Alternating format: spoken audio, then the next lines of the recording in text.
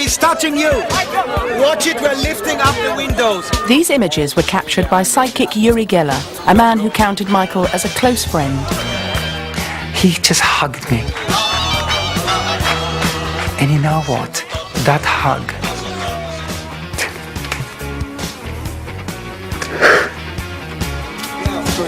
Uri was a companion and witness to the star. And that's me. What can you call me? Uri Geller. And his home videos offer an intimate insight into the personal world of Michael Jackson. You're crushing him! You're crushing him! Honor Michael! Now Uri has agreed to open up his archive for this program to give a personal portrait of one of the greatest icons of our time. I really shouted, Michael, Michael, stop it! Michael, you will die, you're killing yourself! This is My Friend Michael Jackson, Uri's story.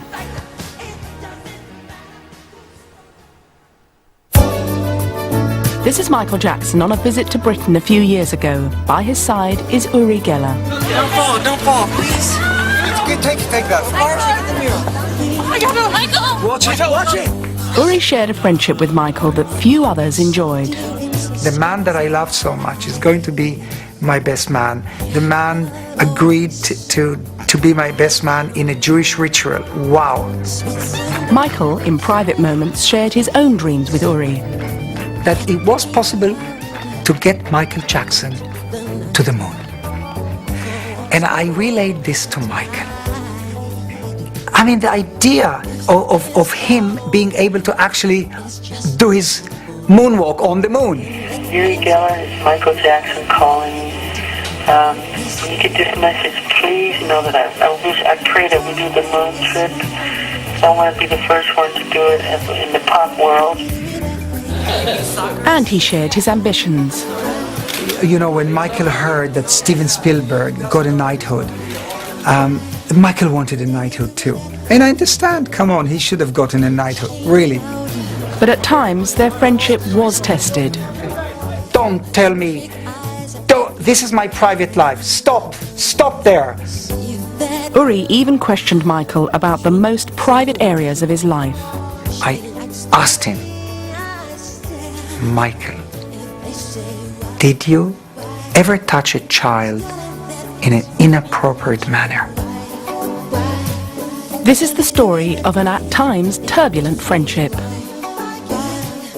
There was something that bonded us. I think it was the turmoils and the traumas that we went through in our lives that kind of linked us together in a strange and bizarre way. Back in the 70s, Uri was one of the biggest stars around. He rose to fame with his spoon bending and psychic abilities. This is so heavy. Yes, it's happening. It's happening. Yes, it's better. He appeared on chat shows around the globe. Look, I'll show it to the camera. I don't know whose key this is, but it's... Among his fans was a young Michael Jackson. If you look at it very slowly, it is still bending. Now... And years later, in 1999, the pair would meet in a New York hotel room through their mutual friend, Harrods owner Mohammed Al-Fayed. And I didn't know what to expect. So there I was sitting on this couch and looking around, and suddenly, out of his bedroom, comes out Michael Jackson. He must have come out of the bathroom of his suite because he wasn't wearing a shirt. His black hair was combed backwards, and he actually looked handsome. And I jumped up and I said, Michael, you look fantastic. I knew that love would bring this happiness I'm feeling. I tried to keep my sanity. During several trips to New York, their friendship was cemented. Uri even designed part of the sleeve notes for Michael's Invincible album. Soon plans were being put in place for Michael to visit Uri in Britain. It was 2001 and Uri was planning to renew his wedding vows with his wife Hannah. He needed a best man.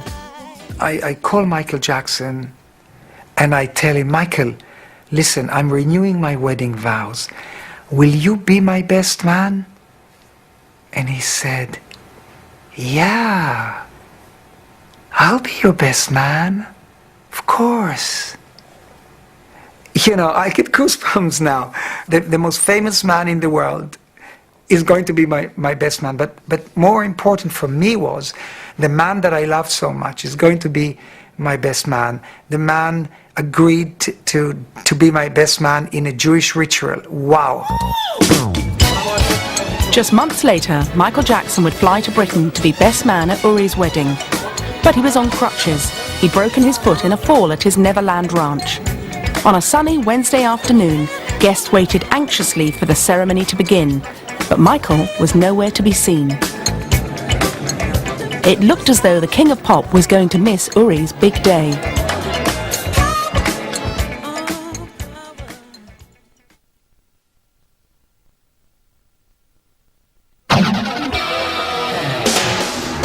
Michael Jackson and Uri Geller had met each other through their mutual friend Muhammad Al-Fayed.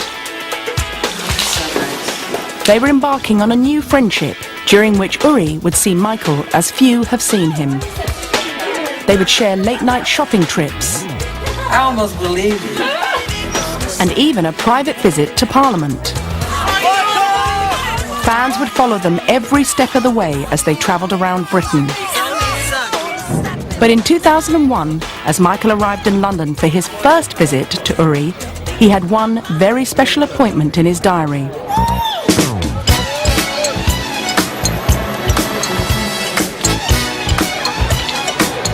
Michael had agreed to be Uri's best man as he renewed his wedding vows with his wife Hannah.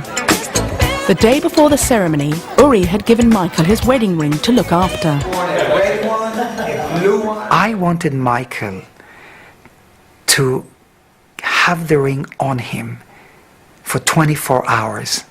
I wanted Michael Jackson's energy to be absorbed into that wedding ring. I believe in this, you know, come on. They have 2 children together. They have been married civilly. And the wedding began, and Michael hasn't arrived. And I'm beginning to look at my watch, and Hannah is telling me, hey, Michael is a bit late. And the guests are already here, the marquee is full, and, you know, some friends, celebrities came. So I tell everyone, you know what? Let's eat now. Let's go and eat. The food is laid out there because Michael is late. And the truth of the matter is that we couldn't start the ceremony because my ring was in his pocket. An hour passes, and Michael is not showing up, and we are on the phone, and I'm sweating, I'm running around between the guests trying to comfort them. They all had fun. And then people thought that this is a kind of a big setup, and Michael will never, this was like a prank. Because they could not believe that the Michael Jackson is really going to come to be my best man. And after 2 long hours, Michael's and entourage, the bell rings, and out there, the gate, and I ran the marquee, I ran up here and looked at the gate, and the gate was opening. The limousines kind of stream down the driveway, and they come up in front of the house, and the door slides open, and Michael comes out with a crouch, and I bring him here, and he sat right here behind, on this black sofa, and I kind of kneeled down, and I put my hand on his bandages, and I said, I'm not a healer, of course, but I told him, Michael, look, help me, let me focus my energy into your food, you'll feel okay. Among the guests waiting to meet Michael was journalist Eve Pollard. There was more security than I've ever seen. We've got used to security now, but in 2001 I'd never seen anything like it. And I'd edited newspapers. There was more security than you get with a royal attending. Then, of course, we got into the wedding, and normally, you know, you sit down, you watch the wedding, you have your reception. Michael was so late that people sort of sat down at first, then thought, what am I doing here after 20 minutes? Then they started serving food and drinks because you just couldn't wait for this thing, you know, to get